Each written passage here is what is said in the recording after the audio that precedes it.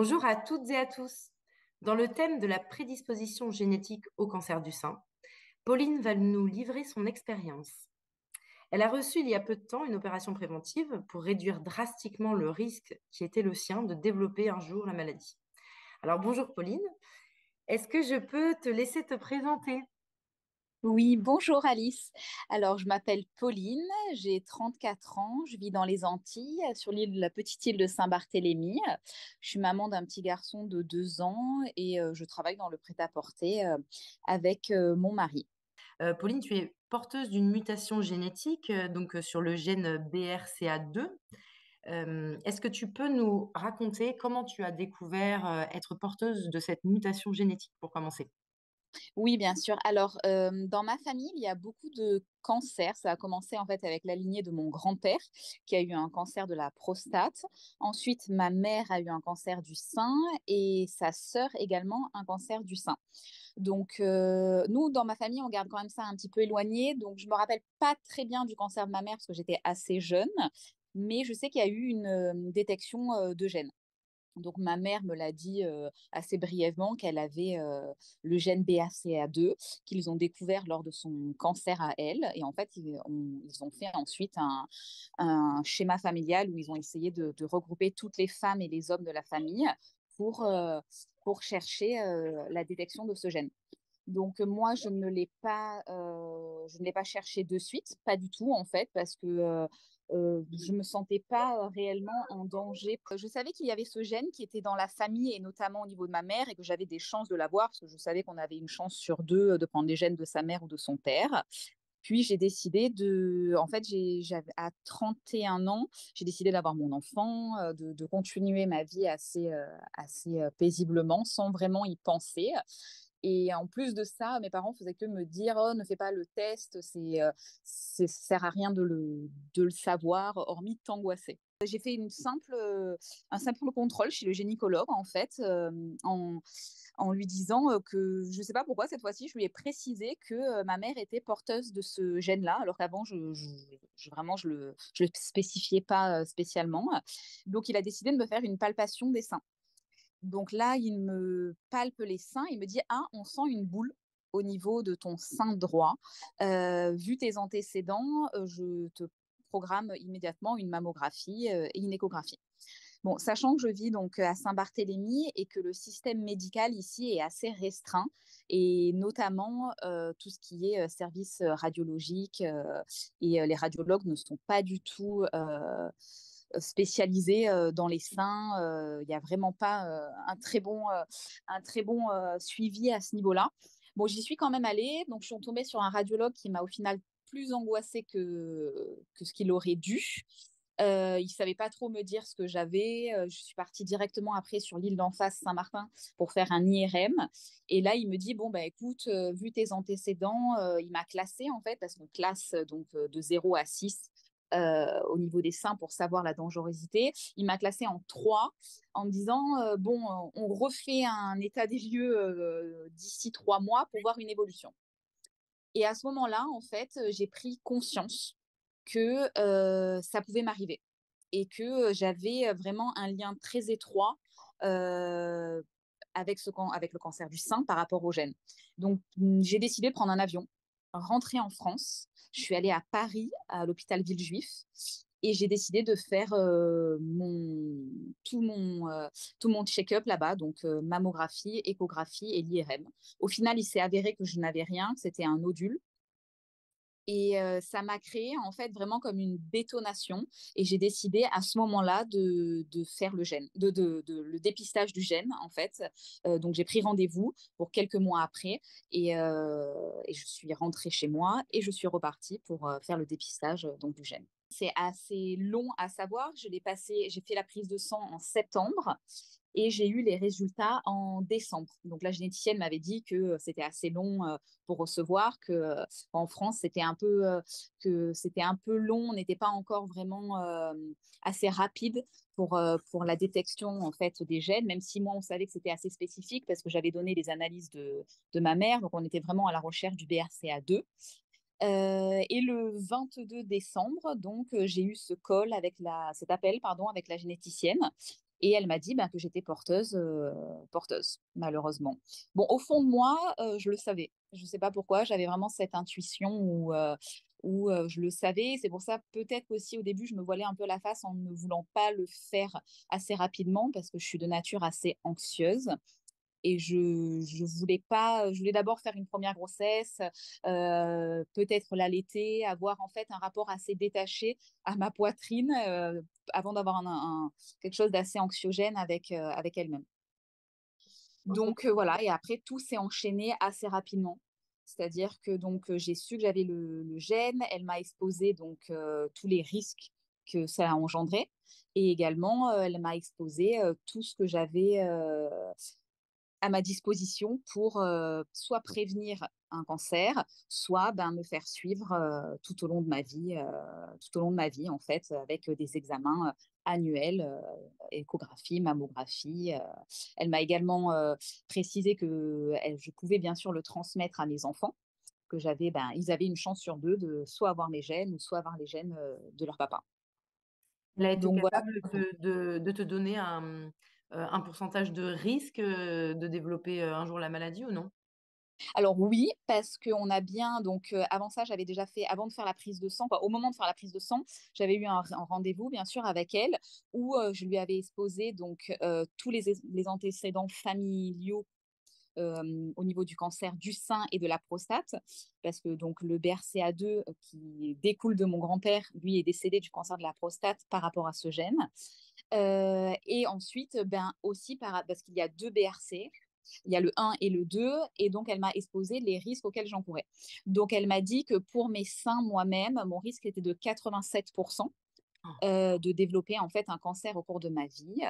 Euh, donc c'est vraiment énorme, hein. Mmh. Même le radiologue que j'ai vu à Villejuif m'a dit, écoute, ça fait 30 ans que je fais ce métier.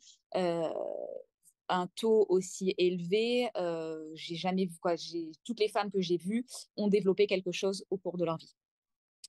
Donc, pour moi, c'était vraiment quelque chose où je me disais, OK, 87%, c'est oui, oui, bien sûr, il y a une petite part, un petit pourcentage où on peut ne pas, mais on n'a pas un mode de vie non plus. Bon, je fume pas, je bois pas, mais j'ai pas une alimentation extrêmement saine. Je fais un peu de sport, mais bon, voilà, j'ai quand même une hygiène de vie assez saine, mais je me suis dit, le gène plus un peu les facteurs environnementaux, j'y suis, quoi. Ouais. Et donc ensuite, la généticienne m'a demandé l'âge de cancer de ma mère, donc l'âge de cancer le plus proche qui était de moi. Donc ma mère a eu son cancer à 42 ans. Et elle m'a spécifié, donc moi j'ai de suite dit que c'était prédéfini que je voulais faire une double mastectomie préventive si j'avais ce gène-là. Même avant d'avoir fait le dépistage, quand on en a parlé, je lui avais dit que si je l'avais, c'était sûr et certain que j'allais faire ça. Et donc, elle m'a dit, généralement, nous, ce qu'on préconise, c'est 5 ans avant le premier cancer le plus jeune qu'il y ait eu dans la famille. Donc, bon, à l'époque, j'avais 33 ans, ça me laissait encore un petit peu de temps. Mais sachant que je voulais un deuxième enfant, et, elle m'avait également dit que les hormones de grossesse pouvaient accélérer en fait le fait de développer un cancer du sein. J'ai pas voulu attendre d'avoir un deuxième enfant pour faire cette intervention en me disant j'ai voulu vivre une grossesse sereine et pas faire parce que lorsqu'on est porteuse de ce gène-là et qu'on est enceinte, il faut faire un suivi pendant la grossesse. Donc des échographies tous les 2 mois et ensuite dès qu'on accouche une mammo, une écho, une IRM. Donc on vit vraiment une grossesse assez anxiogène. Donc, j'ai directement décidé de mettre ma vie entre parenthèses et de me lancer dans ce projet-là. Pauline, est-ce que je peux te demander, du coup, comment ta famille, a pris le fait que tu as voulu quand même investiguer, savoir pour ce gène et te préparer justement à aller à l'opération préventive? Alors, on va dire que du côté de ma famille, parents, on va dire, donc bon, j'ai pas eu d'accompagnement, réel de leur part parce que de toute façon, ils sont quand même assez, détachés de ça. Comme je disais préalablement, en fait, pour le gène, ils étaient pas vraiment dans le fait de me poussé à le faire ou à le découvrir. Ils me l'ont informé, je savais que ça l'était en fait. Mais eux, c'était plus bon, presque ça sert à pas grand-chose de le faire, c'est assez anxiogène tout ça. Donc bon, un jour, je leur ai dit que j'allais le faire, voilà, OK. Et donc après, je leur ai appris que je l'avais. Ma mère, bizarrement, m'a dit: «J'en étais sûre que tu l'avais». OK. Et ensuite, je leur ai dit j'ai dit à ma mère, que j'allais faire donc la double mastectomie. Sur le coup, elle a été assez surprise et m'a dit: «Ah bon? Mais tu as quand même le temps, tu sais, une fois qu'on se fait opérer des seins, c'est assez compliqué», tout ça. Donc de toute façon, ma décision était tellement, précise et définie que bon, elle m'a dit: «Bon, ben, OK», voilà, il y a pas eu, on va dire que c'était assez léger et assez, «OK, bon, bah, fais ce que tu as à faire, quoi». Après au niveau de mon mari, par exemple, lui, il a vraiment été d'un soutien, inébranlable. Il m'a vraiment accompagnée tout au long, de la traversée, de la découverte jusqu'à l'accompagnement, de l'opération.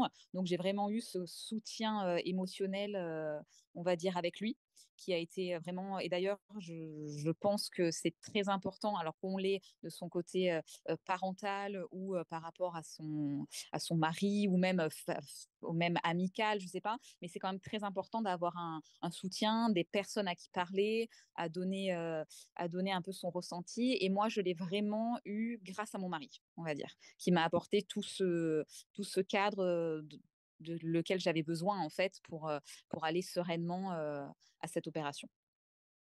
Tu penses que c'est Voilà. important justement d'être accompagné de cette façon parce que c'est pas si évident que ça, c'est plus dur que ça en a l'air parce que quand tu en fait, tu as l'air tellement dynamique et déterminé que, chez toi, ça a l'air simple quand tu racontes ça, mais finalement, ça l'est peut-être pas tant que ça?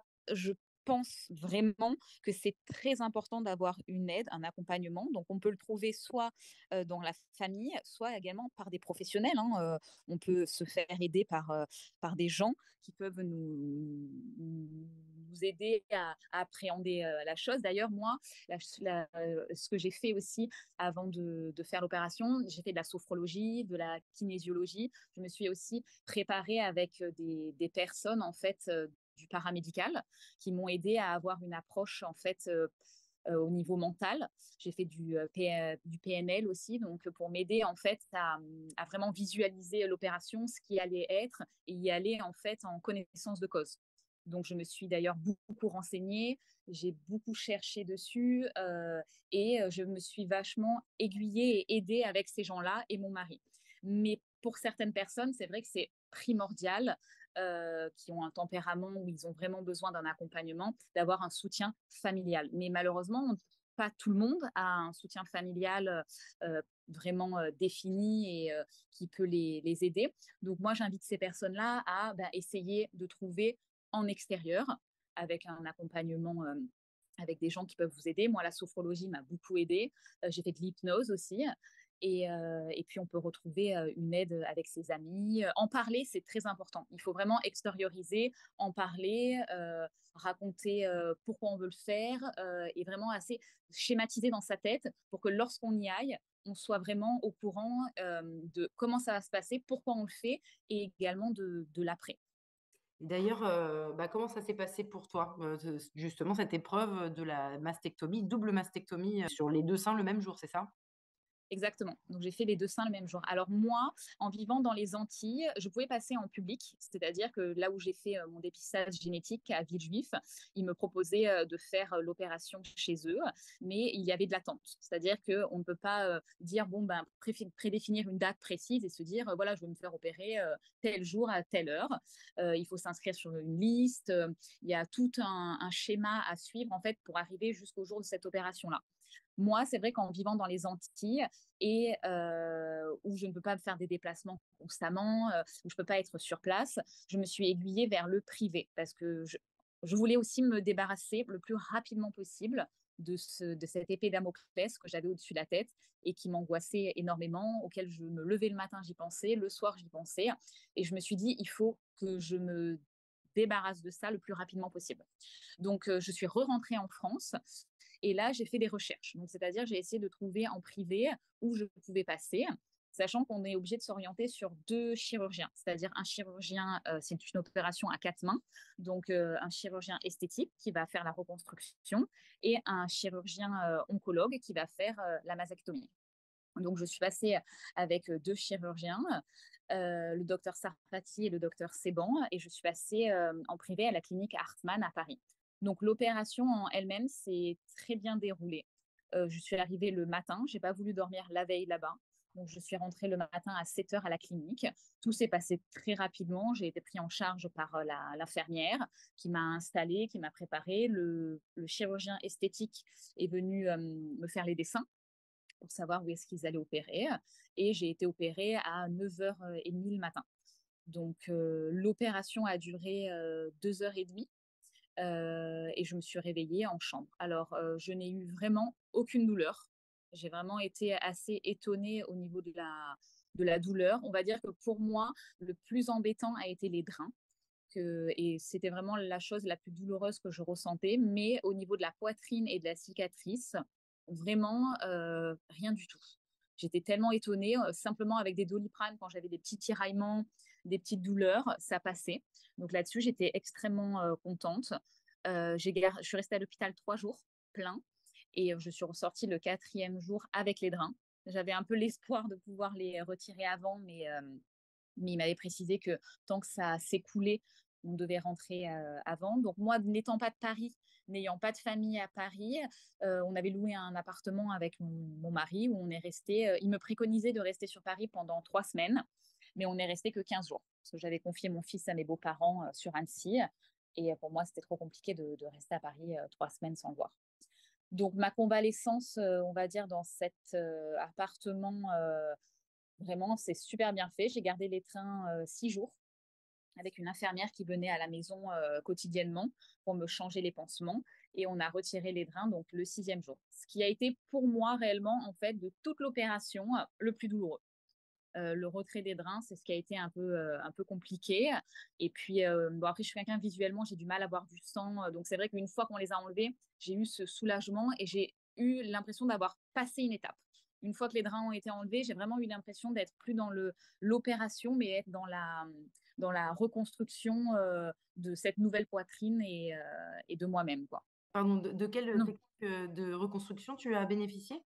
Alors, j'ai bénéficié d'une reconstruction par prothèse, en fait, directement.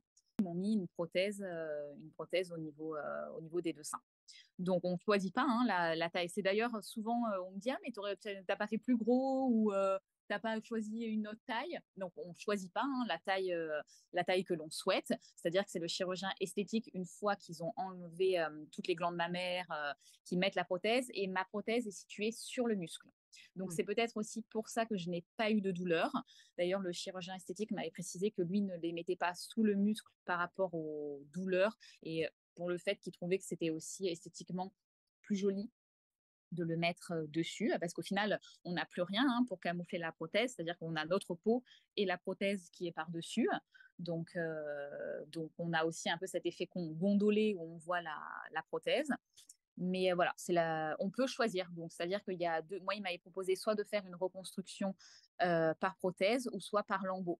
Mais je n'ai pas souhaité faire par lambeau parce que je ne voulais pas faire une opération encore plus lourde. Ça me dérangeait pas plus que ça d'avoir des prothèses. C'était pas du tout quelque chose qui me dérangeait. Pauline, pour préciser pour les personnes qui connaissent pas forcément, la technique du lambeau, c'est en fait, ça consiste à enlever tout le sein et faire un prélèvement ailleurs d'une partie de peau et de chair et de venir en fait, la greffer à la place du sein, en fait. Et donc, c'est une reconstruction directe aussi, mais qui est un petit peu plus lourde, mais qui permet en tout cas de ne pas avoir de prothèse, je crois. Exactement, c'est ça. En fait, c'est une opération qui est plus lourde, mais qui permet d'avoir, par contre, je pense, un effet. Alors, j'ai jamais, comme je ne me suis pas du tout orientée là-dessus, j'ai pas fait de recherche visuelle, mais apparemment, c'est quand même, on va dire, un rendu qui est peut-être plus naturel, parce que déjà, c'est nos propres tissus, qui est plus naturel, notamment au niveau du toucher. Et même au niveau, je pense, visuel, parce que la prothèse, on la voit, hein, clairement. Moi, je sais que quand on se penche ou qu'on est sur le côté, comme il n'y a plus que la peau et la prothèse, on a vraiment cet effet gondolé où on peut voir la prothèse et même au niveau du toucher. Que je pense que par lambeau, il doit y avoir vraiment quelque chose de plus naturel, même au niveau du toucher, parce que c'est notre propre tissu. Mais je pense que déjà l'opération dure beaucoup plus longtemps Oui. que 2h30 et peut-être que la convalescence est un peu plus importante parce qu'au final, on prend du tissu ailleurs aussi. Mais ces 2 techniques, alors je sais que pas tous les chirurgiens le font, notamment, le mien, je crois il me l'avait pas et quand il m'avait suggéré que ça existait, mais il m'avait pas proposé. Donc je ne pense pas qu'il le fasse non plus parce que je pense que, c'est une spécificité aussi, propre à chaque chirurgien, quoi. Toi, tu te sens à l'aise avec, l'opération qui t'a été faite, le fait de porter des prothèses, ça te va aujourd'hui?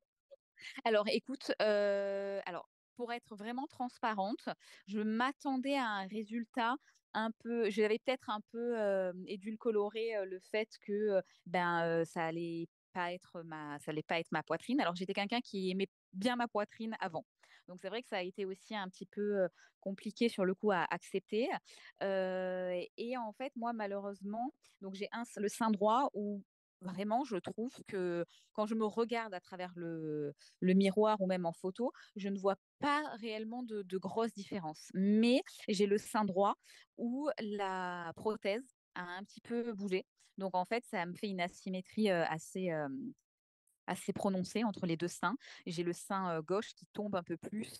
Donc vraiment, moi, j'ai ce côté esthétique que qui me gêne un petit peu. Alors, je vais les refaire, ça c'est quelque chose qui dans ma tête est certain parce que je sais, le chirurgien m'avait précisé qu'il y avait souvent des retouches, mais il m'avait pas précisé qu'on pouvait rechanger les prothèses pour avoir un plus bel effet.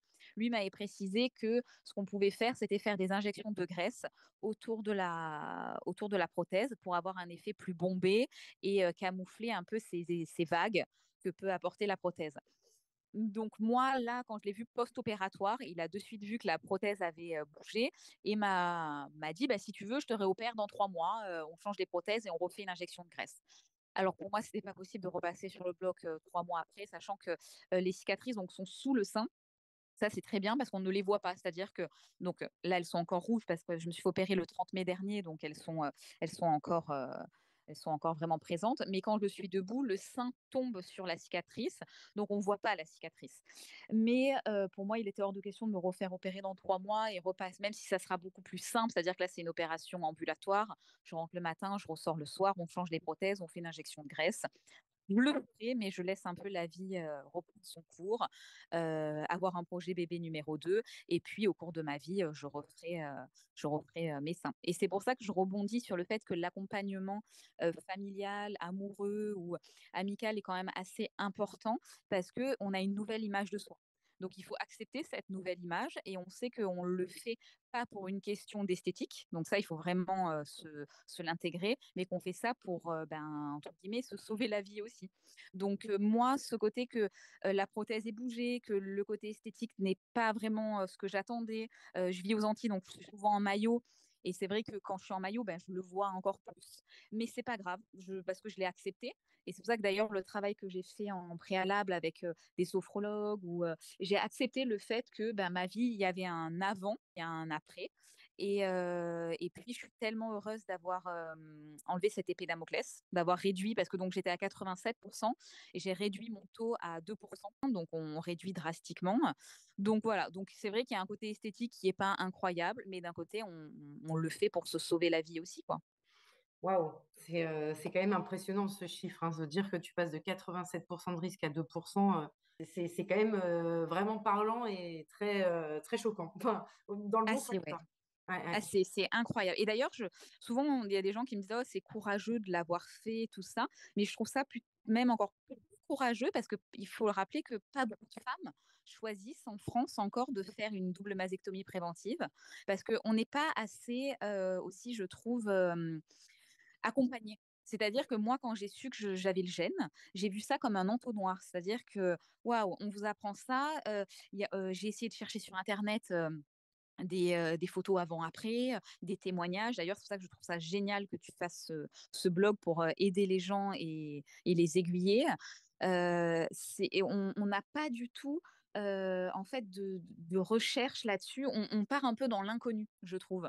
Donc, si on n'est pas accompagné psychologiquement, si on n'a pas une force de caractère, si tout ça, on peut très vite se sentir débordé et submergé par, par ça, quoi. Mmh. Oui, Donc, et du coup, décider de ne rien faire. exactement, décider de ne rien faire et alors je trouve ça encore plus courageux les femmes qui décident de faire un suivi. Est-ce que je peux te demander, Pauline, même si je sais que tu es, très positive, qu'est-ce qui a été le plus dur pour toi, en final, dans tout ce parcours? Alors pour moi, le plus dur dans ce parcours, ça a vraiment été, de l'apprendre. Quand j'ai su que j'avais le gène, entre guillemets, «mon monde s'est un peu écroulé». La généticienne m'a dit un truc, très quand j'étais vraiment parce que quand j'ai eu le téléphonique, elle m'a dit ça, je me suis vraiment effondrée. Elle m'a dit: «Écoutez, vous êtes née avec ce gène, c'est pas comme si on vous apprenait une maladie. C'est-à-dire que vous l'avez depuis toujours». Donc pour moi, ça a vraiment été ça le plus dur, c'est de le découvrir et de me dire: OK, il faut que maintenant, je prenne des décisions et quand on est une femme, de se faire enlever le sein et on n'en parle pas souvent, mais il y a les ovaires aussi après Mmh. à faire et en fait, on enlève, une grande part de notre féminité. Donc pour moi, ça a été ça le plus compliqué, ça a été de se dire: «Je vais devoir me débarrasser d'une partie de ma féminité, donc de mes seins et un jour, ben, de mes ovaires et de mes trompes». Donc, une fois que j'avais vraiment assimilé ça et pris la décision de le faire, ça a été. Même l'opération en soi-même, ça a été, mais pour moi, le plus dur, ça a été de l'apprendre. Ça a D'accord. vraiment été un tsunami, de me dire: «Waouh, je pourquoi moi?» entre guillemets. Parce que d'ailleurs ma sœur l'a fait et ma sœur n'est pas porteuse du gène. Et donc il y a eu aussi cet effet un peu en se disant: «Waouh, mais pourquoi moi?» Ça aurait pu s'arrêter à ma mère et ne pas l'avoir. Et j'ai aussi ce qui est dur pour moi, donc vraiment c'est aussi de porter un peu cette part de culpabilité, alors que de le donner à mes enfants. Voilà, donc quand j'ai appris que je l'avais, de suite j'ai pensé à mon fils en me disant: «Ben voilà, il risque, un j donc je vais devoir l'informer que je suis porteuse de ce gène-là et que lui aussi va devoir se faire dépister un jour s'il le souhaite». Donc moi je serai vraiment dans l'accompagnement avec lui et cette culpabilité aussi de me dire, «Est-ce que j'ai réellement envie d'avoir un deuxième enfant pour lui donner ce gène-là ou pas?» Et notamment, est-ce que je rêvais d'avoir une petite fille un jour et de lui dire: «Est-ce que j'ai vraiment envie d'avoir une petite fille pour, la faire naître et qu'elle naisse avec ce gène et qu'un jour elle va devoir, bah, se débarrasser de ses seins, de ses ovaires». Donc pour moi, ça a été la culpabilité plus qui a été dur à gérer. D'accord. C'est, c'est fort ce que tu dis, hein. C'est quand même, super, fort et émouvant à la fois. Tout ce que tu dis, c'est légitime et en plus, c'est hyper courageux de le dire. Parce que Oui, je pense parce que que c'est ce qui participe à entretenir, un tabou, au sein de la société ou même dans les familles. c'est ça. C'est Mmh. vrai que je trouve qu'on n'est pas assez, on n'en parle pas. Alors, il y a eu vraiment ce côté où il y a eu Angelina Jolie aux États-Unis qui a rendu ça un peu public et qui a un peu démocratisé le fait d'en parler. Mais je trouve qu'en France et avec pas mal de familles, c'est encore tabou. On n'en parle pas. Et tu vois, par exemple, pour te dire un exemple, j'en ai parlé qu'on allait faire cette interview ensemble, tu vois, avec ma mère notamment. Et ma mère m'a dit: «Oh, ben, c'est bon, Pauline, non, il faut passer à autre chose. Tu vois, tu t'es fait opérer, c'est bon, maintenant on passe à autre chose». Et alors que Mmh. pour moi, c'est OK, bien sûr, je me suis fait opérer et je passe à autre chose dans le fait que je continue ma vie, mais je peux pas passer à autre chose dans le fait que, ben, c'est propre à ma vie maintenant. Je dois accepter et vivre avec ça, mais je veux que pour mes enfants et même pour les gens qui nous écouteront que les gens ne se disent pas: «Bon, ben, il faut pas en parler ou il faut le mettre de côté». Non, il faut vraiment, se sentir à l'aise et savoir où on va, quand on est porteuse de ce gène ou pas, hein, parce qu'il y a des gens, comme on disait avant, qui qui ont peur d'avoir quelque chose alors qu'ils sont pas porteurs d'un gène, prédéfini parce que de nos jours, le BRCA un ou 2 c'est les plus connus, mais il y a plein de gènes qui sont, qui sont méconnus et qui apportent des cancers aussi, quoi. Mmh. Bah, c'est super, j'adore ton discours, qui est tellement plein de générosité. En fait, enfin, l'image qui me vient, c'est vraiment que, toi, tu as reçu, de la part de ton mari, du personnel soignant, tu as reçu de l'amour, de l'aide et tu as envie de leur retransmettre, en fait, de te dire: «Bon, Là où moi, j'ai vraiment manqué d'informations, j'aimerais pas que les autres en manquent non plus, quoi. Je trouve qu'en fait, on a un côté un petit peu sombre, tu vois.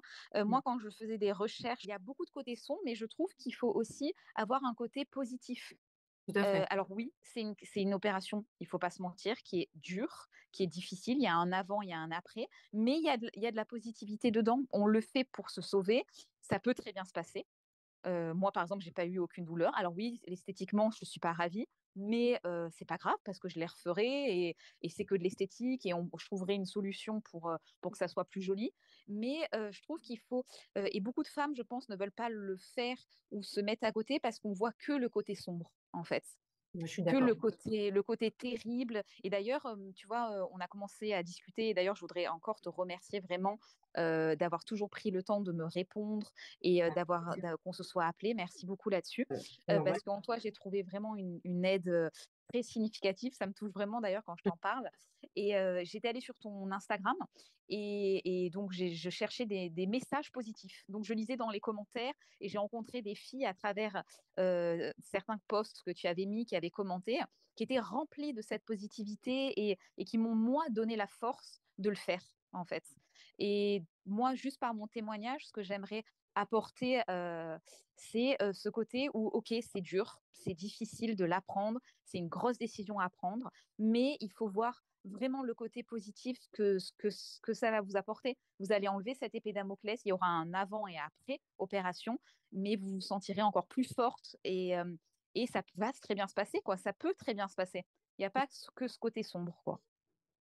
Bah, c'est super. Franchement, merci beaucoup, Pauline, pour ton message d'amour et de bienveillance et puis qui transmet beaucoup de courage.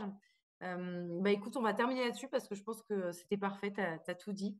Merci beaucoup et puis à très vite, Pauline. Eh ben, merci à toi et je t'embrasse et merci encore pour tout. Allez, on vous embrasse tous. Au revoir. Au revoir.